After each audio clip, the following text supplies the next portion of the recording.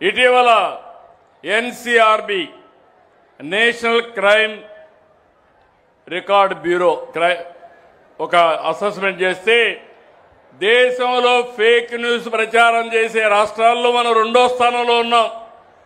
దీనికి కారణం వీళ్ళేనని చెప్పి కూడా నేను మీకు తెలియజేస్తున్నా. పంపకాల్లో తేడా, అది కూడా అక్రమంగా సంపాదించిన సంపాదన. అక్కడి నుంచి మేము చంపేశాను బురదేస్తే మొత్తం వెరిఫై చేస్తే వీళ్లే చంపేసే పరిస్థితికి వచ్చారు. ఆ రోజు మీ అందరికీ ఐడియా ఉంది.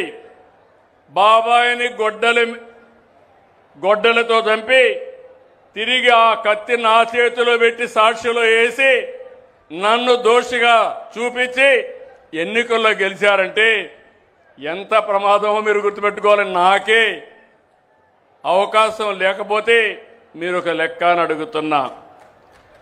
అదే సమయంలో ఎప్పటికప్పుడు అప్రమత్తంగా ఉండమని కొత్త నాటకాలతో కూడా వస్తారు. మళ్ళీ నేను మారిపోయా, తప్పు జరిగిపోయింది, మళ్ళా క్షమించండి, ఇంకోసారి మళ్ళీ మిమ్మల్ని అందరినీ గొడ్డలి కాకపోతే ఈసారి గొడ్డలి ప్లస్ తీసుకొచ్చి మిమ్మల్ని ఫినిష్ చేస్తారని చెప్పేవి ప్రమాదం ఉంటుంది. జాగ్రత్తగా ఉండండి.